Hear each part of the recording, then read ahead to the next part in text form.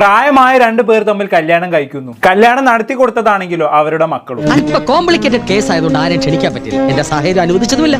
ജയപ്രകാശും രശ്മിയുമായിരുന്നു ആ വയസ്സൻ ദമ്പതിമാർ. ഇവരുടെ കല്യാണം വലിയ വൈറലായിരുന്നു കേട്ടോ. അതുകൊണ്ട് ഇപ്പൊ എന്താ? രണ്ടുപേരും തായ്ലൻഡിലേക്ക് ഹണിമൂണൊക്കെ പോയി അടിച്ചു പൊളിച്ച് ജീവിച്ചു വരികയായിരുന്നു. അതിനിടയിലാണ് രശ്മിയുടെ മകൾ ഒരു ഹോം ടൂർ നടത്തിയത്. അതായത് രശ്മിയും ജയപ്രകാശും താമസിക്കുന്ന വീടിന്റെ ഹോം ടൂർ ആയിരുന്നു അത്. എങ്ങനെയാണ് നിങ്ങളുടെ ഒരു ദിവസത്തെ ഫുഡ് റുട്ടീൻ? എങ്ങനെയാണ്? രാവിലെ എന്ത് കഴിക്കും, ഉച്ചയ്ക്ക് എന്ത് കഴിക്കും, വൈകുന്നേരം എന്തെങ്കിലും കഴിക്കുവോ, രാത്രി എന്തെങ്കിലും കഴിക്കുവോ? അതാണ് ഇന്ന് പറയുന്നത്. ഇവിടെ നടക്കണ വല്ലതും അറിയണുണ്ടോ? നാട്ടുകാര് ചില പരദൂഷണങ്ങളൊക്കെ പറയുന്നുണ്ട്. ഇവിടെ വെച്ചാണ് വിവാദങ്ങൾ തുടങ്ങുന്നത്. ഭക്ഷണത്തിന്റെ കാര്യത്തിലാണ് പ്രശ്നം കിടക്കുന്നത്. ഇതൊക്കെ നേരത്തെ ശ്രദ്ധിക്കണ്ടേ? ഈ അടുത്തയാട്ടമൊക്കെ ഒരു വെപ്രാളത്തിൽ നിന്ന് വരുന്നതാണ്. കല്യാണം കഴിഞ്ഞ് നോക്കുമ്പോൾ രശ്മിക്ക് ഇഷ്ടമുള്ള ഭക്ഷണം പോലും കഴിക്കാൻ കഴിയുന്നില്ല. അപ്പോഴേ പറഞ്ഞില്ലേ വേണ്ട വേണ്ടാന്ന്. മുട്ട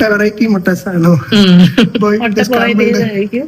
പിന്നെ ഗീല് വെറുതെ റോസ്റ്റ് ചെയ്ത് എന്നിട്ട് പെപ്പറും സോൾട്ട് മാത്രം ഇടും. ഇങ്ങനെയാണ് ഏട്ടൻ കഴിച്ചുകൊണ്ടിരുന്നത്. ഭക്ഷണം ഇതെങ്ങനെ തിന്നാനാ? ഇതൊന്നും നടക്കൂല. വേറെ കറിയൊന്നുമില്ലേ? ജയപ്രകാശ് ഏട്ടൻ വർഷങ്ങളോളമായി ഒരു ഡയറ്റ് ഫോളോ ചെയ്യുന്നുണ്ട് എന്ന് വെച്ച് അതേ ഡയറ്റ് തന്നെ രശ്മി ചേച്ചിയുടെ മേലും അടിച്ചേൽപ്പിക്കുന്നത് ശരിയാണോ? അതിങ്ങനെ എന്നും കഴിച്ചോണ്ടിരുമ്പോ എനിക്കങ്ങ് വല്ലാതെ എനിക്ക് ഇഷ്ടക്കേട് പോലെ തോന്നി. അപ്പൊ ഞാൻ മടുത്തുടോ, ഇവിടെയുള്ള ജീവിതമേ എനിക്ക് മടുത്തു. ചിലപ്പോ ഞാൻ ഇച്ചിരി സോസ് ഒന്നും വാങ്ങിച്ചു തരില്ല. പിന്നെ ഞാൻ ഇത്തിരി റിക്വസ്റ്റ് ചെയ്തപ്പോഴാണ്. നിങ്ങൾ എന്തരീ കാണിക്കണേ? കാരണം എനിക്ക് ബോയിൽ ചെയ്ത് എഗ് ഇത് മാത്രമാകുമ്പോ എനിക്കൊരു വല്ലാതെ തോന്നി. സാധനോട് പോയി തൊണ്ടൊക്കെ ഒരു ബേണിങ് പോലെ. ഉച്ചക്ക് ഞാൻ മട്ടൻ ചിക്കൻ മാത്രമേ ഉള്ളൂ. ചോറ് വെക്കുന്ന ഒരു കാപ്സ് ഇല്ല. അതെ, ചോറ് ഇരിപ്പുണ്ടോ? കുറച്ച് ചോറ് എടുക്കാൻ. അയ്യോ ഇല്ലല്ലോ. അപ്പൊ കഞ്ഞിവെള്ളം ഉണ്ടാവൂലോ, അതായാലും മതി. അതും ഇല്ലല്ലോ. വെജിറ്റബിൾസ് ഇല്ല, ഫ്രൂട്ട്സ് ഇല്ല, ഒന്നുമില്ല. അയ്യോ കൺട്രോൾ കൺട്രോൾ. പക്ഷെ വൈകിട്ടൊക്കെ ചിലപ്പം എനിക്ക് ചില ബിസ്ക്കറ്റ്സ് ഒക്കെ ഇഷ്ടമാണ്. അത് ഞാൻ കഴിക്കും. ബിസ്ക്കറ്റ് ഒന്നും കഴിക്കാൻ സമ്മതിക്കില്ല. എന്തൊക്കെ പറഞ്ഞാലും ഒരുമാതിരി മറിച്ചാടുന്ന പരിപാടി തന്നെയാണ്. അപ്പൊ വിശക്കുമ്പോ പോയി നട്ട്സ് എടുത്ത് കഴിക്കാന്ന് പറയും. അപ്പൊ അതെടുത്ത് അതിപ്പം കഴിച്ചങ്ങ് ഇത് ഒരുമാതിരി എന്നും രാവിലെ കാര്യം ചെയ്യുന്നു.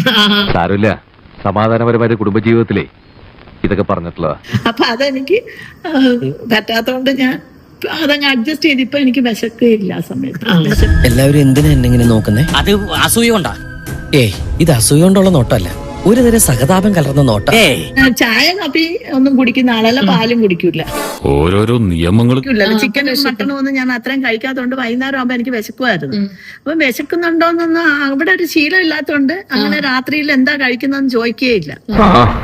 ബോഡി നാട്ടിലെത്തിച്ചേക്കണേ. ഞങ്ങളെ ഇടയ്ക്ക് ഫ്രൂട്ട്സ് ഒക്കെ വാങ്ങിച്ചു കൊടുക്കണം കേട്ടോ. ഞങ്ങളെ അമ്മ അങ്ങനെയാ വളർത്തിയേ. ഇവിടെ എന്താ ചോദിക്കാനും പറയാൻ ആരും ഇല്ലെന്ന് കരുതിയോ? വയസ്സാകാലത്ത് സ്വന്തം ഇഷ്ടത്തിന് മക്കളും ഒക്കെ ആയിട്ട് അടിച്ചു പൊളിച്ച് ജീവിക്കുകയായിരുന്നില്ല. വെറുതെ ഒരു കല്യാണം കഴിച്ച് ഉള്ള സ്വാതന്ത്ര്യം കൂടി കളയണമായിരുന്നു എന്നാണ് എല്ലാരും ചോദിക്കുന്നത്. സാരമില്ല, എനിക്ക് വിഷമമൊന്നുമില്ല. എന്നാ പിന്നെ അങ്ങനെ ആയിക്കോട്ടെ.